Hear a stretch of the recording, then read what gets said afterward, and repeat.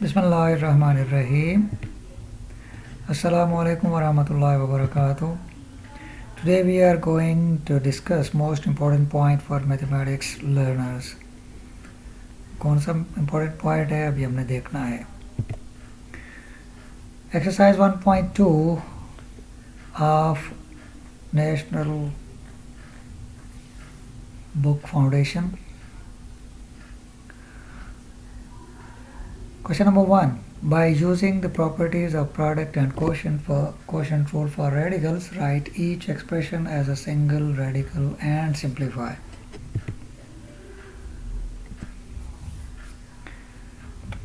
Question number 1, part 1. We are given third root of 6 into third root of 6. Following this rule, since we are having nth root of a into nth root of b may be written nth root of ab. So we may write the given question into a form 6 into 6 with the same third root, and this becomes third root of 36, the last step. Question number 1, part 2. Fifth root of 4 into fifth root of 8 will be simplified following the same rule, product rule, and here we are having fifth root of 4 into 8. 4 8s are 32. This is the answer, 32 with the fifth root. Part number 3, fourth root of x into fourth root of x cube. The same rule. Fourth root of x into x cube. X into x cube becomes x4. लेकिन हमारे पास fourth root भी इसका दिया हुआ है और 4 power भी x की दी हुई है, तो इसलिए फोर्थ पावर फोर्थ रूट के साथ कैंसिल हो जाएगी, and in this way we will have x as the answer of this given part. This is the most important point which we are going to discuss in the next part, which is fourth part of question number 1. Here we are having square root of 10 into third root of 11.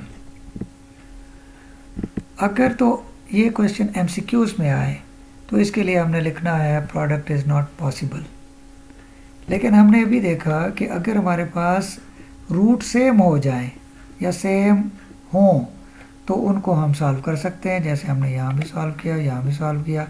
यहाँ ये completely simplify हो गया. इस तरह से इसका answer simplify होके x आया, रेडिकल साइन खुद ब खुद वैनिश हो गया, ख़त्म हो गया या एलिमिनेट हो गया. लेकिन इन दोनों में एलिमिनेट नहीं हुआ रेडिकल साइन, इसलिए ये दोनों यहीं तक सिंप्लीफाई हो सकते थे और ये फाइनल पॉइंट तक या सिंपलेस्ट फॉर्म तक ये सॉल्व हुआ.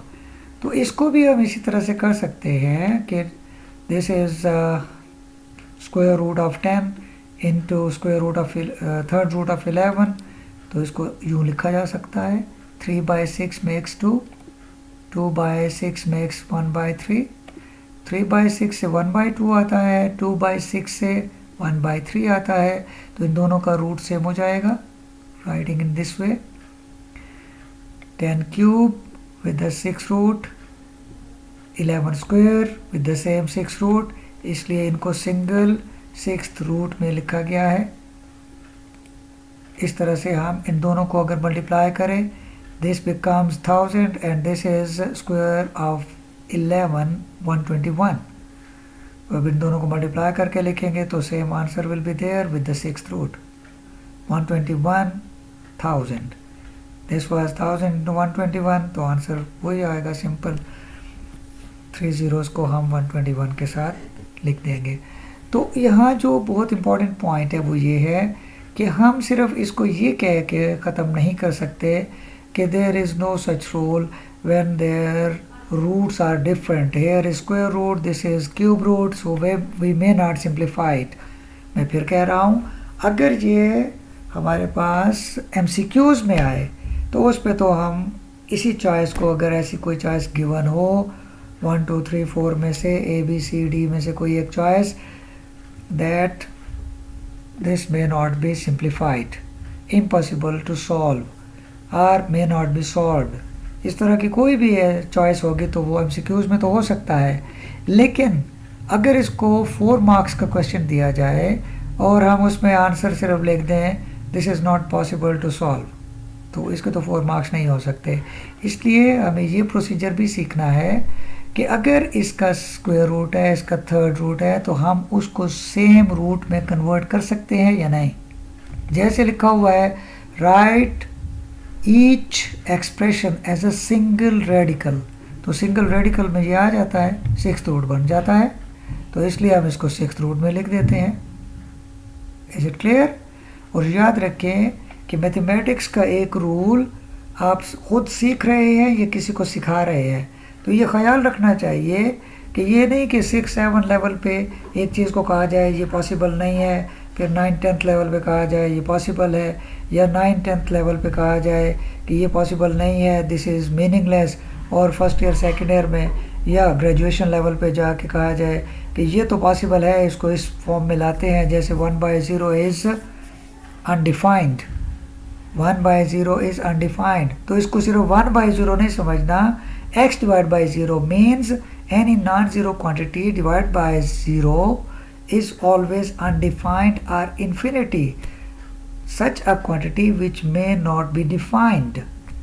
तो इसी तरह से अगर हम इसके लिए यही सोचते रहेंगे कि ये स्क्वायर रूट है और ये थर्ड रूट है, तो ये इन दोनों का प्रोडक्ट फाइंड नहीं हो सकता, तो इन दोनों का भी प्रोडक्ट फाइंड हो सकता है, दैट इज़ पॉसिबल।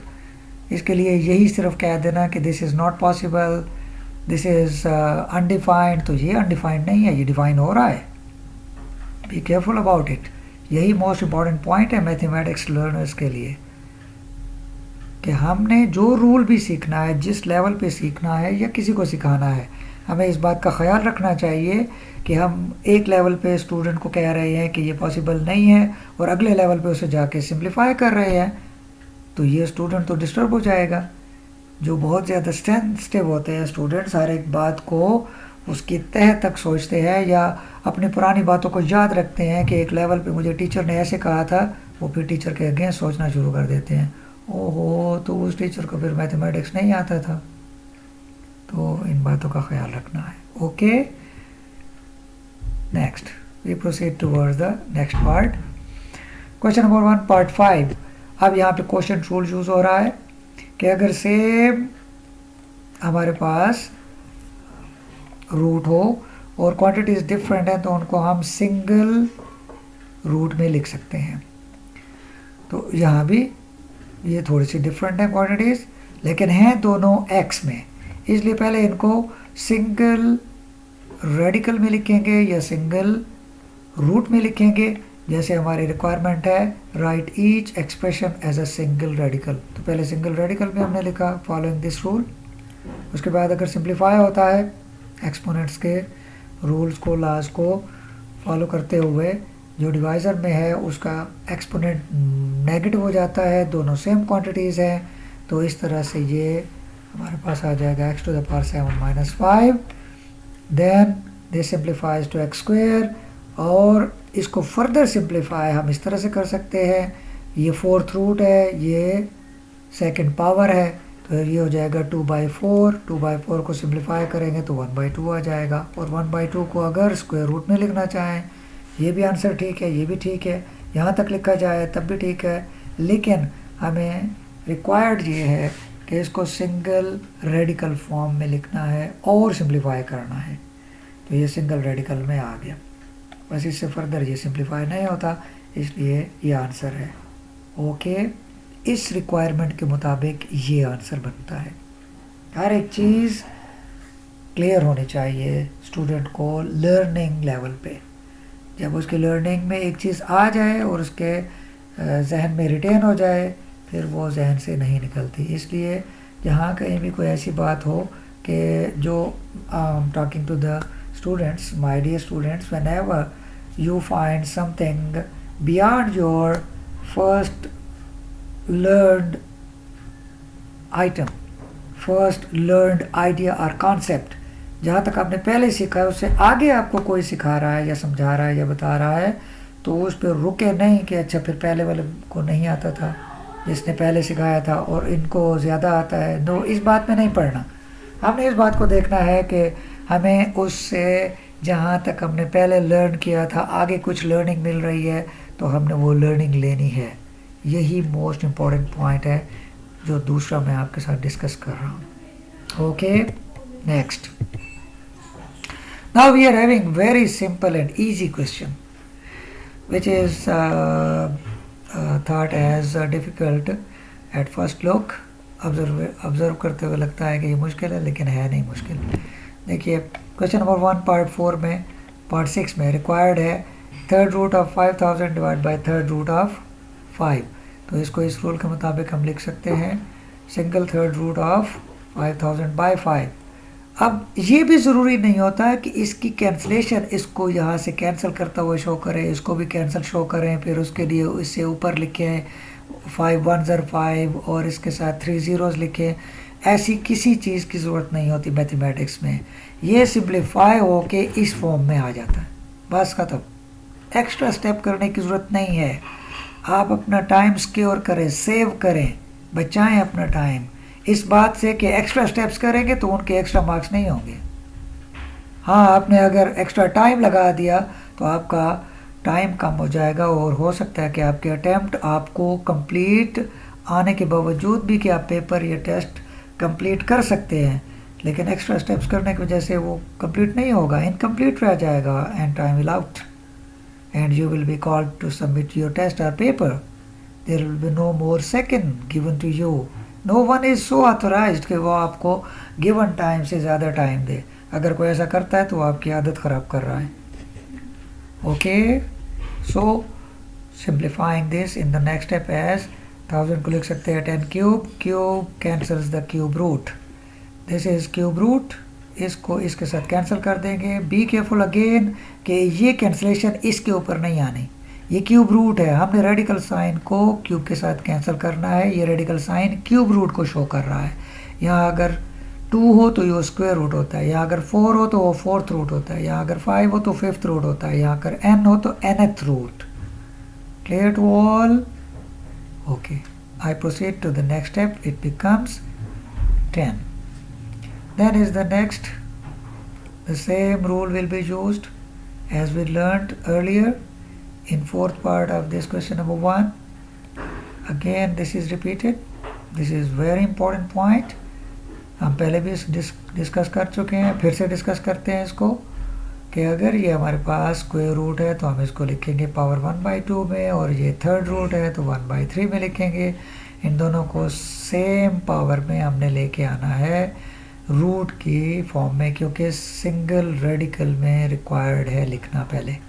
तो सिंगल रेडिकल में लिखने के लिए हम इसको अगर सिंप्लीफाई करेंगे तो 3 1s are 3, 3 2s are 6, 1/2 हो जाएगा, 2 1s are 2, 2 3s are 6, ये 1/3 हो जाएगा, सेम एज इट वाज।